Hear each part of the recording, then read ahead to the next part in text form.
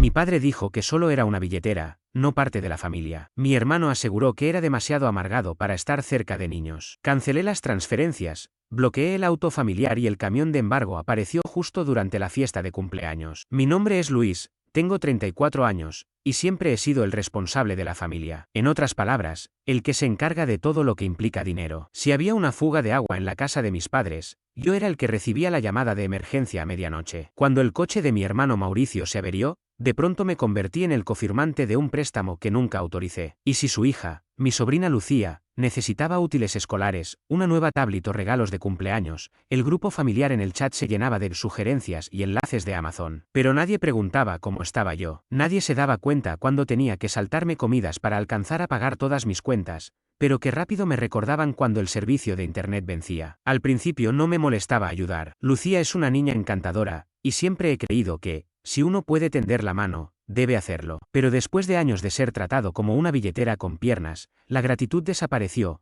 mientras que las exigencias no hacían más que aumentar. Ya ni siquiera se molestaban en disimular. Mi madre me entregaba sobres con nombres de cuentas de servicios públicos escritos a mano. Mi padre murmuraba: «Tú ganas más que tu hermano, ¿no?», cada vez que surgía algo relacionado con dinero. Mientras tanto, Mauricio publicaba fotos desde la playa con frases como: «La familia es lo primero. Agradecido por los que realmente importan». En esas fotos nunca aparecía yo. Ni siquiera era invitado a esos viajes. Pero el punto de quiebre no fue por una factura o un préstamo. Fue algo mucho más pequeño, pero, quizá por eso mismo, más contundente. Sucedió el mes pasado. Un martes, llamé a mi madre para preguntarle por la fiesta de cumpleaños de Lucía. Había visto una publicación en Facebook de mi cuñada hablando de una celebración con temática de princesas ese sábado, y pensé que quizás era una sorpresa o simplemente se les había olvidado enviarme la invitación. Pregunté con naturalidad. Mi madre se quedó en silencio, y su pausa fue lo suficientemente larga como para que supiera que algo no andaba bien. Luis, dijo finalmente, con una voz lenta y cautelosa, «Esta fiesta es solo para la familia cercana». ¿Familia cercana?, repetí, pensando que quizás no se daba cuenta de lo que acababa de decir. Entonces mi padre tomó el teléfono, como si hubiera estado esperando intervenir. Su voz fue seca, distante, como si hablara con un desconocido en atención al cliente. «Ya no formas parte de esto, Luis. No eres familia. Eres un proveedor. Tus aportes se valoran, claro, pero siempre estás trabajando, siempre estresado. Y, seamos honestos, nunca fuiste bueno con los niños». No dije nada. No podía. Pero entonces escuché la voz de Mauricio de fondo, lo suficientemente alta para entenderse. «Eres demasiado amargado para estar cerca de los niños, hombre. No arruines el ambiente». Sentí algo romperse por dentro, como si una cuerda que llevaba demasiado tiempo tensa finalmente se hubiera reventado. Me quedé mirando el teléfono en la mano, con el cursor parpadeando en la pantalla de mi portátil del trabajo. No se habían molestado ni en mentir, ni vergüenza, ni intención de suavizar el golpe. Simplemente no les importaba. Yo era útil, no querido, funcional, no familia. Corté la llamada en silencio, sin discutir, sin levantar la voz. Solo dije en voz baja: «Está bien», y presioné el botón rojo. Y por primera vez en mucho tiempo, no sentí nada. Ni rabia, ni tristeza. Solo un vacío tranquilo. Esa noche hice una lista. Empecé por lo más obvio, los $400 que enviaba cada mes a la cuenta de mis padres para emergencias, aunque hacía mucho que nada se rompía y la cifra seguía igual. Luego los $150 mensuales para Mauricio y su esposa,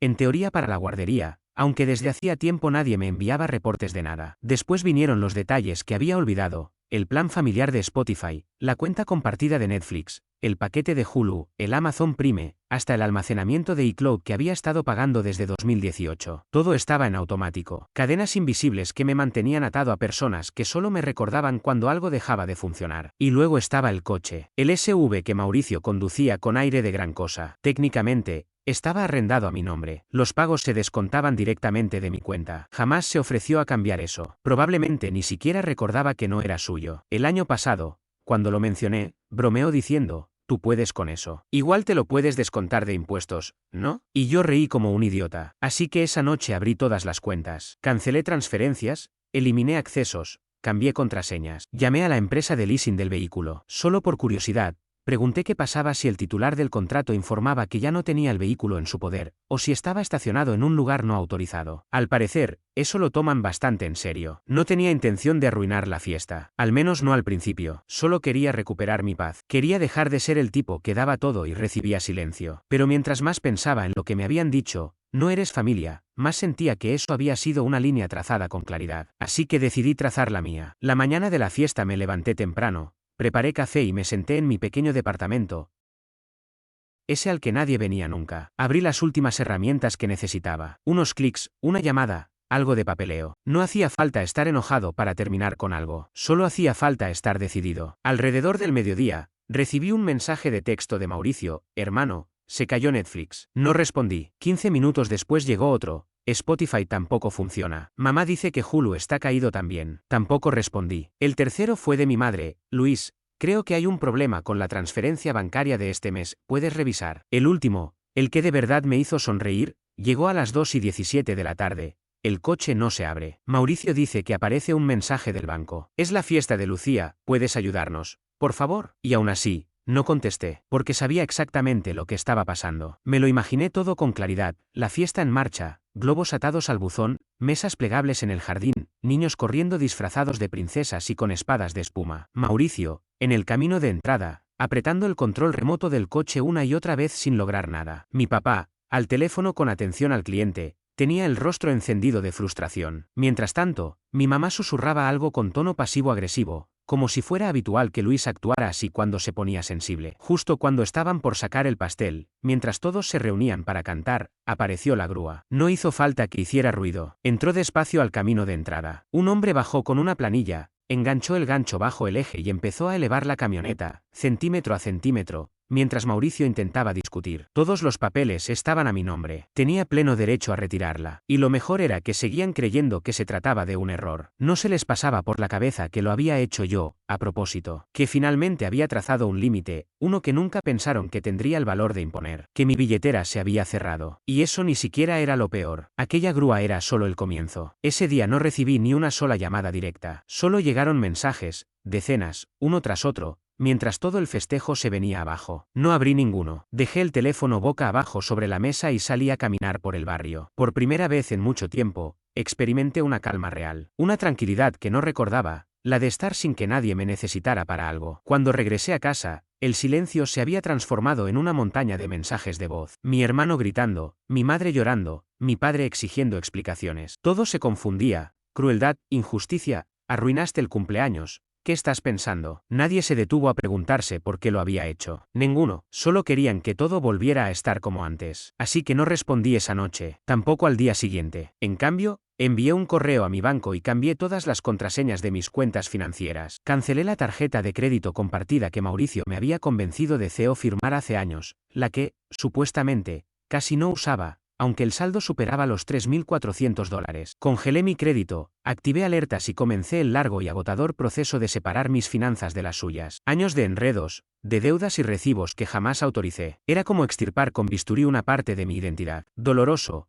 pero necesario. 3 días después, Mauricio apareció en la puerta de mi departamento. Ni siquiera sabía que tenía mi dirección. Me había mudado hacía un año y nunca se la di. Seguramente se la pidió a mamá, o la consiguió husmeando. Fuera como fuera, estaba golpeando con fuerza a las 8:30 de la noche, un miércoles. Tan fuerte que mi vecina del piso superior miró por la ventana. Abrí apenas la puerta, lo justo para bloquearle el paso con el cuerpo. ¿De verdad vas a hacer esto?, espetó, con los ojos enrojecidos. Arruinaste el cumpleaños de Lucía. Tiene 7 años. ¿Te parece bien? No respondí de inmediato. Me limité a observarlo. Su cara estaba roja. Tenía la camisa manchada, quizá de jugo o pastel, y apretaba el teléfono como si quisiera lanzarlo contra la pared. Preguntó por qué el tío Luis no vino, dijo con una voz más baja. ¿Por qué su regalo no estaba? ¿Por qué el auto se lo llevaron? ¿No podías al menos avisar? Cruzando los brazos, le respondí con serenidad. Sí lo hice. Pregunté por qué no estaba invitado. Y papá respondió que no era parte de la familia. Tú lo apoyaste. Él resopló con fastidio. Era una broma. No.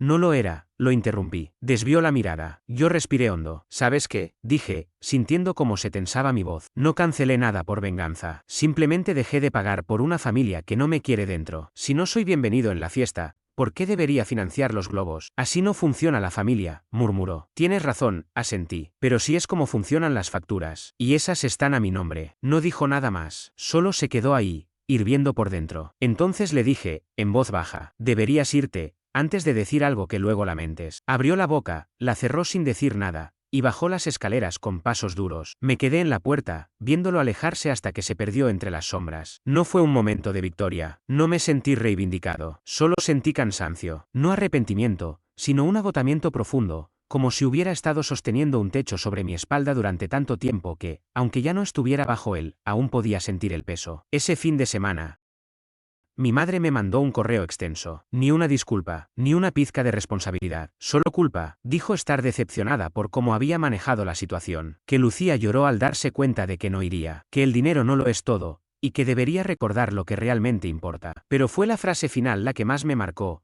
Te criamos mejor que esto, Luis. La familia es para siempre, incluso cuando te decepciona. Leí esa frase una y otra vez. La familia es para siempre, incluso cuando te decepciona. Y finalmente respondí con una sola oración. Ustedes no me criaron. Me usaron. Bloqueé su correo. Pero no había terminado. Quedaba una última carta. Todo tenía que ver con la casa. 5 años atrás, cuando mis padres estaban a punto de perderla, intervine sin decir nada. Ellos contaron a todos que Mauricio había logrado renegociar con el banco, pero la verdad era otra. Yo la había comprado, discretamente, bajo un fideicomiso. Desde entonces, viven allí sin pagar renta. A veces he cubierto reparaciones menores, siempre sin recibir agradecimientos. Para ellos, esa casa es suya. Legalmente, no lo es. Nunca quise usar eso en su contra. No era mi intención. Pero si te dicen que no eres parte de la familia, no deberían seguir esperando vivir en lo que consideran la casa familiar. Así que llamé a mi abogado. Le hice unas preguntas. Le pedí que redactara algunos documentos. Todavía no los he presentado,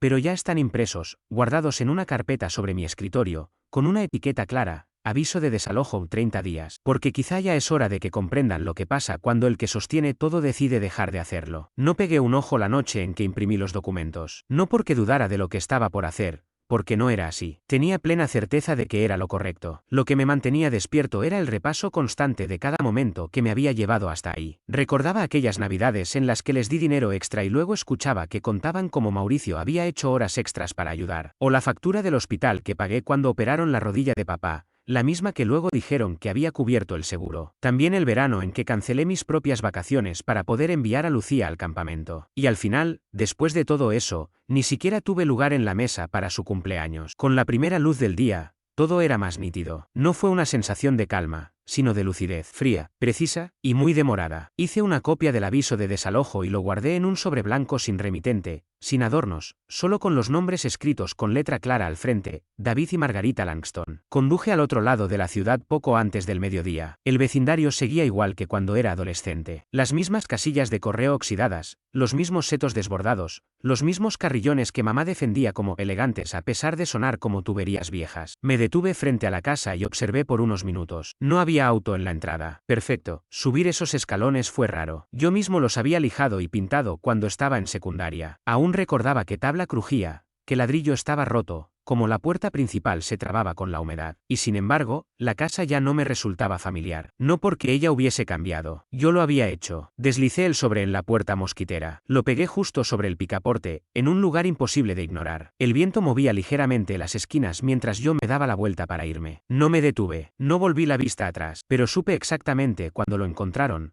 porque 3 horas más tarde, mi teléfono comenzó a sonar. Número bloqueado. Lo dejé ir al buzón de voz. Después llegó un mensaje de mi madre. Solo 5 palabras. Luis, no lo harías. Llámame, por favor. Luego apareció Mauricio. ¿Cómo no? ¿Estás loco? Mamá está llorando. Papá está fuera de sí. No puedes hacer esto. No hubo disculpas. No hubo preguntas. Solo puro pánico. El siguiente mensaje fue más largo, un muro de texto de mi padre, tratando de sonar tranquilo, pero dejando ver las grietas. Hijo, creo que necesitamos hablar seriamente. Sé que las cosas han estado tensas, pero desalojar a tus propios padres, ese no es el hombre que criamos. Ese no eres tú. Me quedé observando esa frase durante un buen rato. Ese no eres tú. Qué irónico. Jamás supieron quién era cuando me utilizaban como su salvavidas financiero. Ese hombre no les interesaba. Al terminar el día, había recibido 15 mensajes, varios audios y hasta un comentario en una foto mía de hacía 2 semanas donde salía comiendo ensalada. Así no se arreglan los problemas familiares, escribió mamá. Tú eres mejor que esto. Pero la verdad es que ya no estaba tratando de arreglar nada. Estaba limpiando lo que se había podrido. Estaba rompiendo con el ciclo. A la mañana siguiente, dejaron de llegar llamadas. Ahora eran correos. Todos con asuntos como: malentendido legal, por favor, piénsalo, urgente, podemos hablar hoy. No respondí. En lugar de eso, reenvié la notificación a mi abogado y le pedí que continuara el proceso, pero que respetara el plazo completo de 30 días. Sin apuro, sin maldad, solo consecuencias. Pasó una semana, luego otra, y el silencio comenzó a hacerse más presente. Mauricio ya no escribía. Mamá no intentaba culparme. Solo quedaban los correos automáticos de servicios de streaming que me notificaban intentos fallidos de inicio de sesión. Uno de Hulu, otro de HBO Max. Después Prime. Ni sabía que también usaban mi cuenta de Kindle. pero al parecer la hija de Mauricio tenía una app escolar conectada. Aún así, no dije nada. No buscaba venganza. Solo había dejado de interpretar el papel que ellos me habían asignado. Entonces, un domingo por la tarde, exactamente 2 semanas después de dejar el sobre en la puerta, alguien llamó. No un mensaje, no una llamada, un golpe en la puerta. Miré por la mirilla y no era Mauricio, ni mamá ni papá. Era Lucía, con una tarjeta hecha a mano. Detrás de ella, su padre estaba en silencio, con las manos en los bolsillos y la mirada al suelo. Se lo veía distinto, más viejo, más pequeño, como si por fin empezara a comprender el peso de sus decisiones. Tío Luis, dijo en voz baja cuando abrí. Hice esto para ti. Me agaché y tomé la tarjeta con cuidado. Era rosa, con brillantina y estrellitas, y en su letra de 7 años decía, lo siento si fueron malos. Yo te quiero igual. Algo dentro de mí se quebró, algo que no sabía que aún se sostenía. Pero no lloré, aún no. Miré a Mauricio, que no dijo nada al principio, solo asintió con la cabeza hacia el pasillo. ¿Podemos hablar?, preguntó. No fue una orden, no fue con sarcasmo, solo fue sincero, y yo di un paso atrás y abrí la puerta. Los dejé entrar. Lucía se sentó tranquila en el sofá, balanceando las piernas, mientras yo aún tenía la tarjeta en la mano, como si su peso superara el de cualquier hoja brillante. Mauricio se quedó de pie cerca de la entrada, sin saber muy bien qué hacer. Observó alrededor como si buscara algo que criticar, como hacía de niño, siempre señalando una losa mal puesta o una repisa polvorienta, siempre con esa actitud de hermano mayor superior. Pero esta vez no encontró nada. Mi apartamento estaba limpio, sencillo, era mío. ¿Quieres algo de tomar?, pregunté solo para romper el silencio. Sacudió la cabeza. No, gracias. Permanecimos en silencio unos segundos más. Luego señalé la mesa de la cocina. Siéntate. Y lo hizo, con cierta duda. Él estaba sentado con los hombros encogidos, las manos entrelazadas, como si temiera que yo fuera a levantar la voz o lanzar algo. Pero no lo hice. Me senté frente a él y esperé. Esta vez le dejé la iniciativa. No lo sabía, murmuró, con la vista clavada en la mesa. Bueno, supongo que sí lo sabía, pero no pensé que fuera tan grave. Fruncí el ceño, sin decir nada. ¿Grave en qué sentido?, pregunté. Tragó saliva. La forma en que te tratamos. Solté una risa corta, amarga. No dijo nada por un momento, como si ese gesto le doliera. Está bien, me lo merezco, admitió. Lo hiciste, respondí sin rodeos. Mauricio desvió la mirada hacia Lucía, que hojeaba un libro mientras tarareaba bajito para sí misma. Luego volvió a mirarme. Me preguntó por qué ya no te ve. Ahí fue cuando me cayó todo encima. Empecé a recordar cosas, el dinero, la casa,